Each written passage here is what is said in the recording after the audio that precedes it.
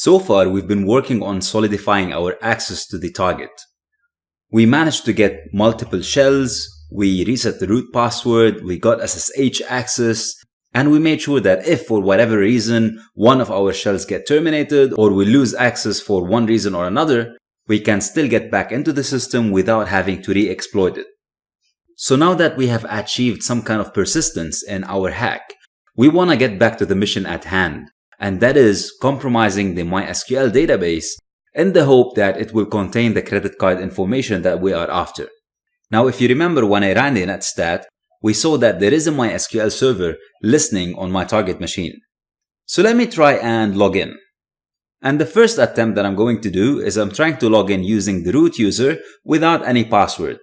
Because more often than not, this is the case.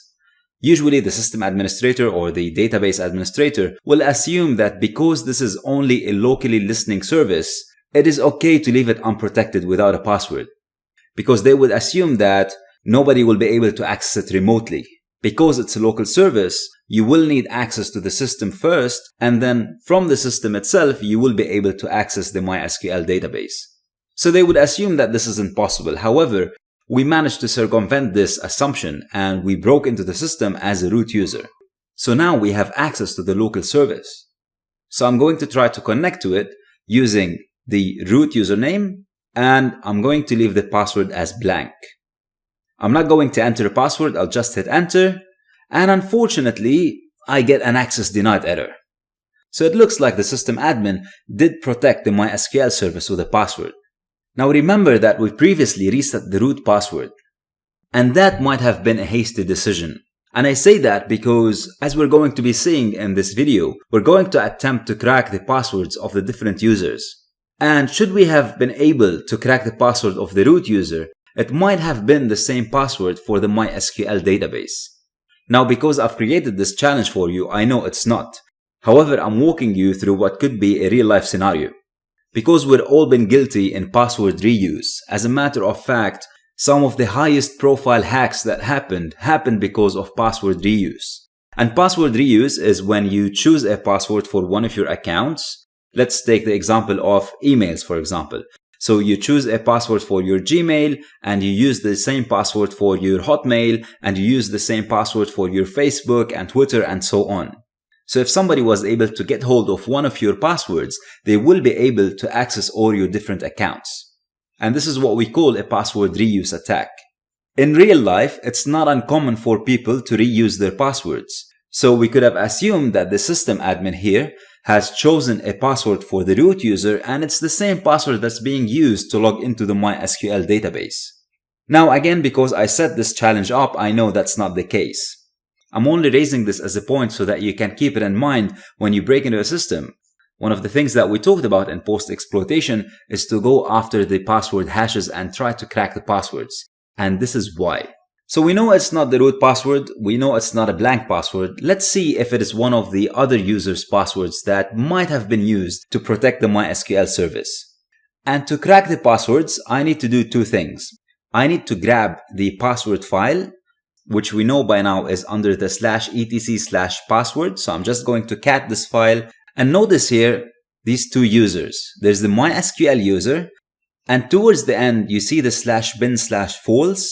This means that the MySQL user does not have a shell set for it. So even if it has a password and I manage to crack it, I will not be able to use this username to log in remotely because it doesn't have a shell.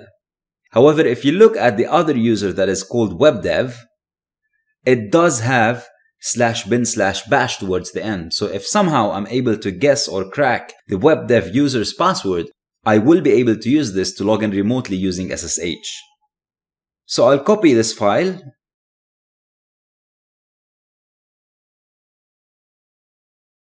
And on my Kali, I'm going to paste it into a text document. And I'll save it under the Metasploitable2 directory. And I'm just going to call it password.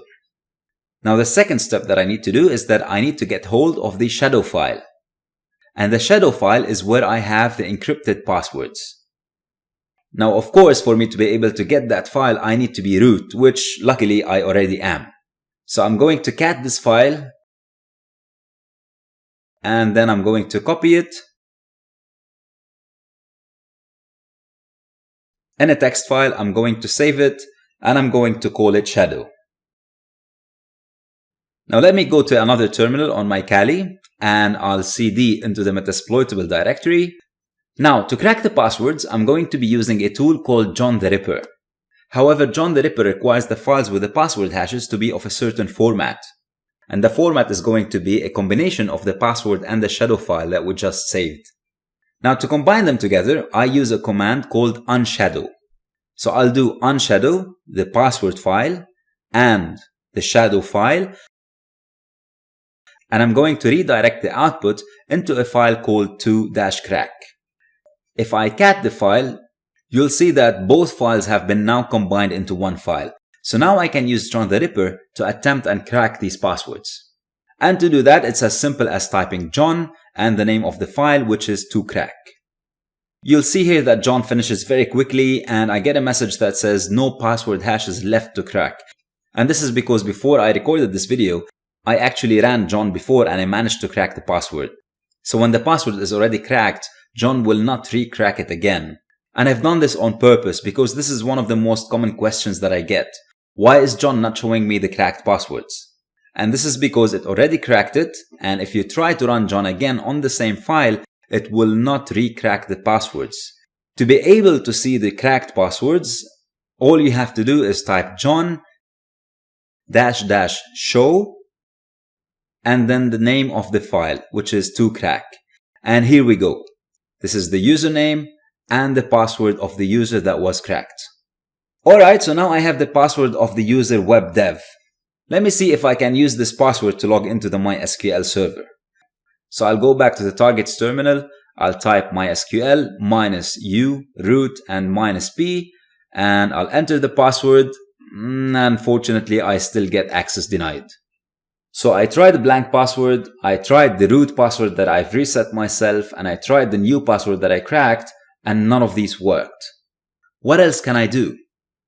Let's find out in the next video.